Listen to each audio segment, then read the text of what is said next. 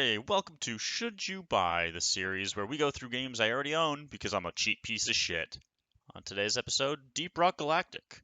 Deep Rock Galactic is a mining game where you fight off bugs while you collect rocks and go home. It's your basic 9 to 5, but you're slinging guns and killing bugs. The first thing when you get into the game, you're going to see you have 4 options for your classes: the driller, the engineer, the gunner, the scout. I just said this is a game about mining. There's a driller as an option. Yes, the driller is your only real option. Moving on. In seriousness, though, the driller is basically the be-all, end-all. It's you pretty much, if you're playing alone, you have to have it. If you're playing with friends, you have to at least have one. They do everything. They can do everything. The only thing they don't really have is the ability to traverse, like, holes. They can't go through, like, a big cavern easily. But the thing is, they can mine through walls in a mining game. They can mine through walls in a mining game. So yeah, they're the only class that's like vital and important, and the rest kind of feel blah. Engineer summons turrets, gunner shoots things, and scout has a grappling hook. Doesn't really sound like things for a mining game, do they? So yeah, you're gonna pick the driller because you're smart and you're good looking like me. So yeah, do that. After choosing your class, move into the space rig. This is your base of operations, and this is where you'll spend not as much time as maybe like a hub town in, say, an RPG or something, but you do come back here after the end of every mission, so it is nice to have a little something to do and something to chill out with. There's little games you could play, kick barrels into a fire. You can kill yourself in that fire, wake up in the infirmary, and do it all again. One of the keys about this hub is that, like your job and like mine, there's a bar set up at the counter. So you can get drunk, you can pass out, you can wake up in the infirmary.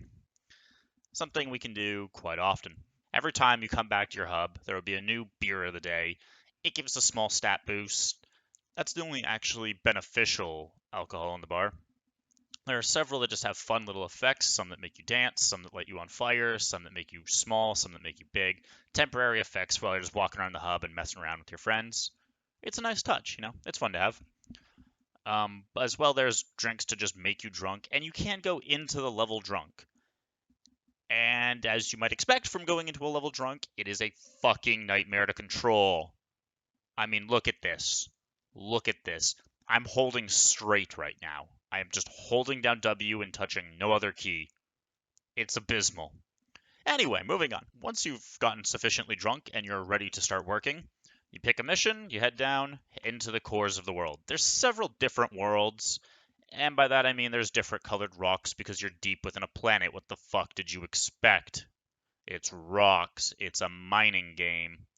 Don't expect too much variety in the world. The missions themselves have several types. Collecting X amount of Morkite, which is just a go around and find this mineral and mine it mission. Collect these eggs, which is just go find this exact number of eggs that exist on the map, get them, bring them back, fight a couple bosses, things like that. There's about 6 missions in total. At the end of the day, you're going to see them all quite often. It's an instance-based game, so they're just going to give you random ones to do, and you're going to do them. They're not too bad. They're not really too different from each other. They're kind of go find the thing and get the thing in some way or another. The only real divergence from that being the boss fights, which are the same boss every time, all the time, which is a bit of a shame. Would have been nice to see some variety, but, it is what it is. You fight the same thing all the time.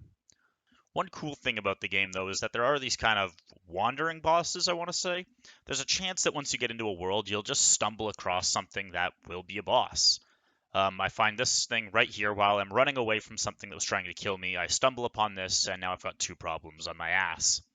Both an exploding bug and a giant mech thing that wants me fucking dead. So we kill the giant mech thing, and we appear to have killed it the same time we killed the exploding bug. And now it's hanging from the ceiling. On what, you may ask? Well, nothing would be the case. Yeah. What you're supposed to be able to do is then turn this into an ally for the rest of the mission. Instead, what we have is a beeping every 3 seconds. No, it doesn't go away no matter how far away you are. Yes, it did drive me fucking insane. The game has bugs. Nobody's denying that the game has bugs. And then there's the ones that you actually kill, which is a great segue into the types of enemies you'll find. There's a lot of exploding enemies, a lot of just walk up and hit you enemies, a couple spitting enemies, flying enemies.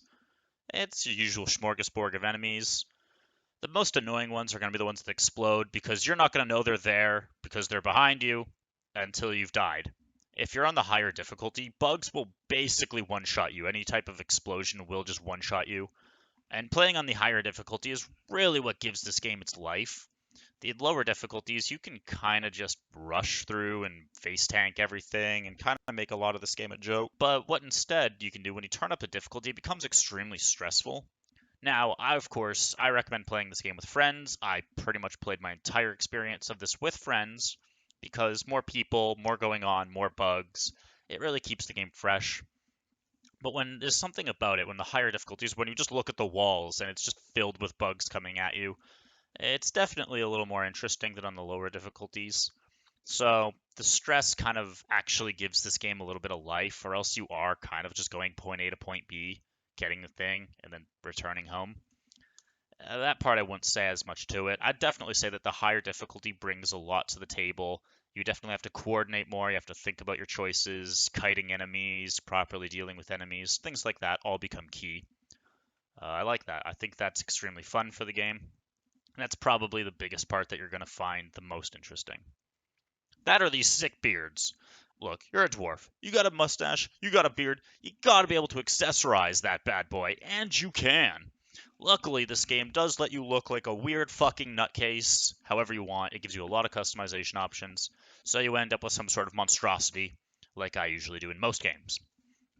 And that's fun. I mean, it's quite enjoyable to kind of see your character's beard and hairstyle coming together to form some new fucking weirdo that now is mining with your crew. That part's quite a lot of fun. The weapons that each character have also depends on your class. The driller has the most overpowered one because it's a fucking flamethrower against bugs. Yeah, the driller class has the best gun. Yep. So pick the driller. I don't know if I've brought that home enough, but pick the driller. I've heard it's good. Aside from that, I mean, the game itself is actually quite a bit of fun, though. I mean, when you're playing with friends, you can get a good chunk of time out of it. You're kind of grinding the same missions, but there's something to be said about higher difficulty, just kind of giving you guys a clear goal and just kind of do it. If you're the kind of guy who likes those kind of work simulator games or kind of games where you do just kind of do something and you know your job, you can kind of just not think about it a ton while you're playing. Because this game, you don't have to be too mindful a lot of the time. Even at the higher difficulty, you can kind of just see your objective and then autopilot yourself a little bit. So it's no, it's the kind of thing. If you do want to play it solo, you can put a podcast on in the background or something, grind out materials, things like that, level up your character. It's good in that regard. I wouldn't say the game has a ton of staying power. I have about 40 hours on the game myself, which I mean, look, if you're looking at about $1 per hour, that's a pretty good value given that going to the theaters is like 21 bucks.